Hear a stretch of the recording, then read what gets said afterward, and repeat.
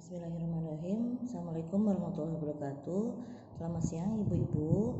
Sebelum kita beranjak ke materi, izinkan saya perkenalkan diri saya dulu. Nama saya Roslinawati, biasa dipanggil Bu Ina. Nah, hari ini saya akan membawakan materi tentang ASI eksklusif. Kenapa saya harus memberikan materi ini? Karena di desa ini ibu-ibu yang belum memberikan ASI eksklusif. Apa sih ASI eksklusif itu? Jadi ASI eksklusif adalah pemberian ASI saja kepada bayi selama 6 bulan tanpa tambahan cairan atau makanan lain kecuali air putih dan obat-obatan. Jadi selama 6 bulan ini ibu-ibu bayinya tidak boleh dikasih apa-apa, mau itu pisang, mau itu bubur bayi ataupun makanan yang lain tidak boleh. Jadi hanya diberikan ASI saja selama 6 bulan, cukup ASI saja selama 6 bulan tersebut. ASI eksklusif sendiri di Indonesia memang masih sangat kurang pemberiannya. Baru mencapai sekitar 52% ibu-ibu yang memberikan ASI eksklusif, termasuk ya di sini ya masih rendah. Jadi memang harus ditingkatkan. Karena baru 52%, berarti ada 48% ibu-ibu yang belum memberikan ASI eksklusif. Pasti bertanya, kenapa sih bayi harus ASI eksklusif? Yang kedua, bagaimana kalau ASInya nggak keluar? Yang ketiga, sebelum ASI keluar, boleh nggak bayi saya diberikan ASI? Yang keempat, kalau ASI belum keluar dan tidak boleh diberikan susu formula, nanti bayi saya lapar dong, atau nanti turun dong berat badannya. Yang selanjutnya, kalau ibu-ibu tersebut bekerja pasti bertanya, kalau saya kasih ASI eksklusif, bagaimana kalau saya sudah masuk kerja? Kan saya cutinya cuma 3 bulan, sudah diambil di depan malahan. Dan yang terakhir, bagaimana cara menyusui yang baik dan benar? Oke, kita bahas satu-satu ya ibu-ibu ya. Yang pertama, kenapa seorang bayi harus diberikan ASI eksklusif? Bayi harus diberikan ASI eksklusif karena hanya ASI saja yang komposisinya itu paling bagus, paling lengkap dan paling cocok untuk seorang bayi, untuk bayi ibu ya. Karena kandungannya sudah pas lemaknya, pas proteinnya, pas laktosanya atau gulanya, sehingga itu adalah yang paling cocok untuk pertumbuhan dan perkembangan bayi ibu. Jadi tidak membutuhkan, bayi itu tidak butuh susu formula. Paling cocok itu adalah ASI eksklusif dan cukup untuk usianya sampai ke usia 6 bulan. Tidak usah diberikan apapun, tambahan apapun ya. Walaupun itu susu yang paling mahal jenisnya atau harganya, tetap saja ASI adalah makanan yang paling baik, paling sesuai untuk tubuh bayi ibu. Dan juga nanti di tubuh bayi ibu kan ada juga usus, bayi baru lahir itu paling cocok dengan ASI ya. Jadi cukup diberikan ASI eksklusif, termasuk juga isi vitaminnya, isi mineralnya itu paling cocok dengan bayi ibu. Terus apa sih manfaat yang kalau kita dikasihkan ASI bayinya? Yang pertama, nutrisinya paling lengkap kalau diberi ASI. Yang kedua, meningkatkan kecerdasan bayi ibu. Ya, jadi secara penelitian, bayi yang diberikan ASI kecerdasannya lebih bagus, lebih baik daripada bayi yang diberikan susu formula. Yang ketiga, karena itu adalah bayi ibu dan diberikan ASI, disusui langsung oleh ibu, ini meningkatkan jalinan kasih sayang antara bayinya dengan ibu. Jadi akan selalu terjalin kasih sayangnya, teringat si bayinya kepada ibu. Dan yang paling penting ini adalah meningkatkan daya tahan tubuh bayi, karena terutama di kolostrum ini ada imunoglobulin yang hanya ada di kolostrum air susu ibu, tidak ada di susu formula. Ya, jadi itulah mengapa alasannya seorang bayi harus diberikan ASI eksklusif. Masalah yang keempat dari pemberian ASI eksklusif yaitu kalau ASI-nya belum keluar dan tadi tidak boleh diberikan susu formula ataupun makanan yang lain, bayi saya lapar dong Bu, atau bayi saya nanti berat badannya akan turun.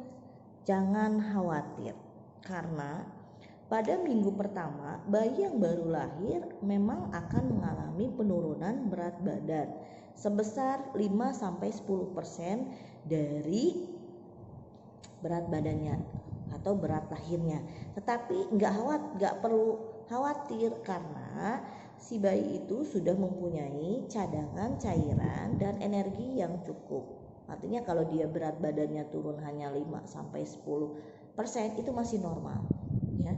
Nanti akan ditutupi dengan cadangan cairan dan cadangan energi di tubuhnya sendiri ya. Jadi nggak usah khawatir.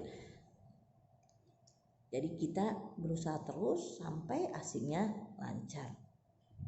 Kebutuhan cairan pada bayi baru lahir itu nggak banyak kok Bu.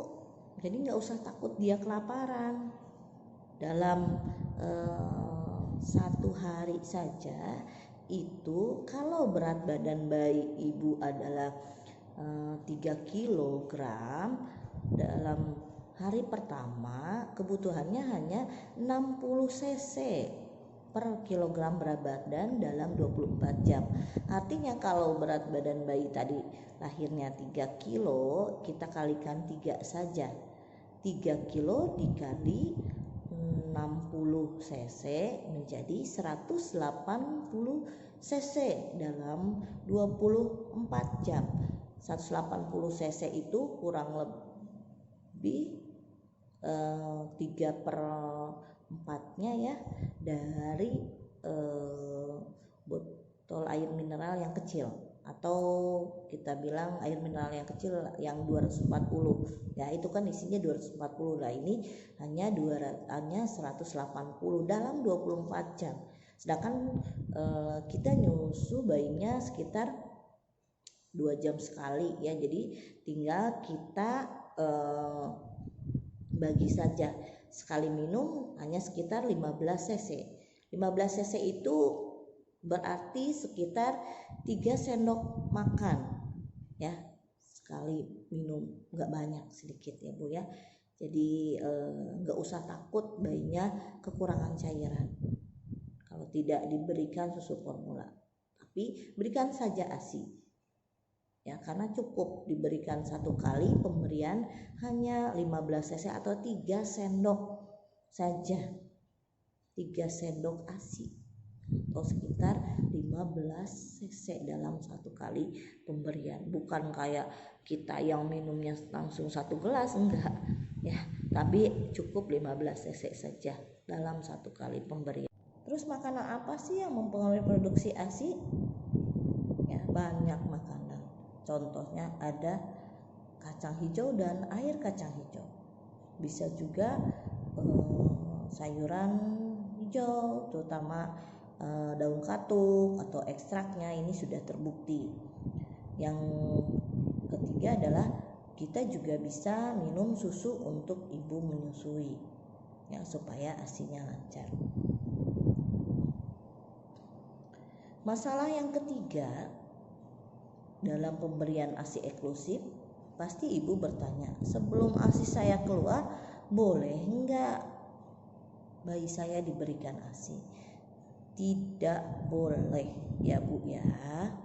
Tadi kan memang ASI akan lancar saat usia bayinya 20-48 jam setelah lahir. Tetapi sambil menunggu itu, bayi tidak boleh diberikan susu formula ya, atau makanan apapun yang lainnya jangan diberikan karena itu belum kuat ususnya ya. Dan juga kalau nanti sudah diberikan susu formula akhirnya kenyang, bayinya tidak mau menyusu. Jadi nanti kalau tidak mau menyusu langsung ke puting susu ibunya, itu juga mempengaruhi lancarnya produksi ASI. Pada saat kelihatan gak lancar, ibunya jadi stres, kurang percaya diri ya, jadi beneran tidak lancar ASInya. Padahal itu karena kesalahan yang pertama. Maksudnya kesalahan yang pertama adalah tadi belum keluar ASInya, belum lancar, ibu langsung bayi saya nangis, saya kasih ASI saja. Saya kasih ASI saja, itu bagus. Tapi kalau bayi saya nangis, saya kasih susu formula saja, nah itu yang salah. Itu yang membuat air susu ibu jadi tidak lancar, ibu jadi tidak percaya diri ya. Masalah yang kelima, kenapa seorang bayi tidak diberikan ASI eksklusif, itu terjadi pada ibu yang bekerja. Karena dia punya alasan, kalau saya berikan susu formula itu nanti lebih mudah. Karena kalau saya berikan ASI eksklusif, bagaimana kalau nanti saya bekerja, gimana cara ngasihnya? Sebenarnya tidak ada alasan untuk tidak memberikan ASI eksklusif. Kenapa? Karena ASInya bisa diperah atau diperas, dipompa ya, lalu dimasukkan ke botol yang bersih, atau kalau sekarang kan sudah banyak ya tempat penyimpanan ASI, lalu disimpan. Bisa pilihannya di freezer. Kalau masukkan di freezer itu nanti ketahanannya sekitar 6 bulan. Kalau dia di kulkas yang bagian bawah itu sekitar 24 jam. Dan kalau ibu masukkan di udara bebas, maksudnya enggak di suhu kamar atau suhu ruangan terbuka, itu ketahanannya antara 6 sampai 8 jam. Nanti tinggal setiap kali diperas ibu kasih tanggal dan jam pemerasan. Misalkan sebelum berangkat nih, sekarang tanggal berapa? Tanggal 4 misalnya, 4 Januari 2021 jam 20 misalkan ya, atau jam sekarang pagi ya sekitar jam 10. Berarti tanggal 4 Januari 2021 jam 10. Berarti kalau ibu nanti simpan ASI yang sudah diperah itu di suhu ruangan, bisa dipakai sampai 6 jam ya. Tapi kalau ibu pengen stoknya agak lama, itu ibu simpan saja di freezer. Nanti pada saat mau pemberian kita hangatkan dulu di itu di mangkuk ya. Jadi botolnya dimasukkan ke mangkuk air panas ya. Setelah mencair baru kita sendokkan ya. Masalah yang kedua adalah bagaimana kalau ASInya tidak keluar. Jadi sebenarnya ASI itu pasti keluar kalau bayinya itu disusukan kepada ibunya. Pada saat bayi menyusu ada hormon yang dikeluarkan karena bayinya itu merangsang ke otak seorang ibu. Jadi nanti ASInya pasti akan keluar pada saat disusukan ya. Semakin banyak bayinya menghisap langsung ke payudara ibunya, maka ASInya akan semakin lancar. Artinya ASI tidak akan keluar karena yang pertama, bayi tidak dibiarkan menghisap payudara ibunya langsung. Ya, segera setelah lahir harusnya langsung disusukan. Makanya sekarang ada yang namanya inisiasi menyusu dini, IMD. Bayinya lahir normal langsung disusukan ke payudara ibunya, biarkan dia mencari sendiri. Dan setiap bayinya lapar itu langsung harus disusukan. Jangan nunggu bayinya itu nangis kejer baru disusui ya. Jadi setiap bayinya lapar itu langsung disusukan ya. Yang kedua, kenapa ASINYA tidak keluar? Karena bayinya tadi sudah diberikan susu formula sebelum ASINYA keluar. ASI saya pas dipencet kok belum keluar Bu Bidan, jadi saya kasih susu formula. Nah, setelah dikasih susu formula bayinya kan kenyang. Jadi pada saat ibu ASINYA sudah ada atau sudah keluar, sudah mulai penuh, malahan bayinya sudah kenyang. Makanya biarkan ibu bayinya itu langsung menyusu ke puting susu ibunya. Jadi supaya juga merangsang produksi ASI.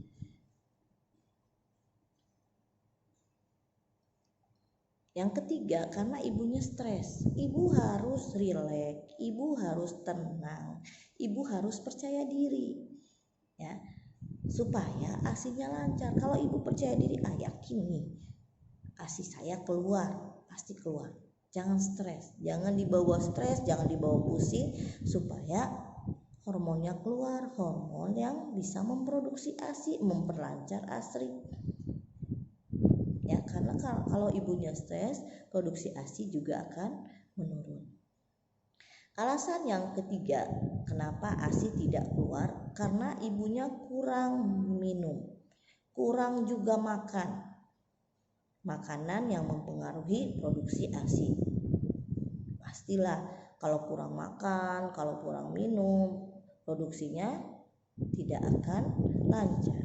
Jadi 4 faktor tadi harus diperhatikan supaya ASI ibu lancar. Kapan sih ASINYA mulai lancar? Yang dikatakan ASI mulai lancar menurut penelitian itu kalau sudah masuk hari pertama atau 20 jam sampai 48 jam. Artinya hari pertama sampai hari kedua ya. Jadi kalau baru 1-2 jam belum keluar ya wajar, kita harus tunggu dulu. Tetapi kalau misalkan sebelum 20 jam bayinya sudah mau menyusu, biarkan bayinya menyusu supaya juga merangsang produksi ASINYA.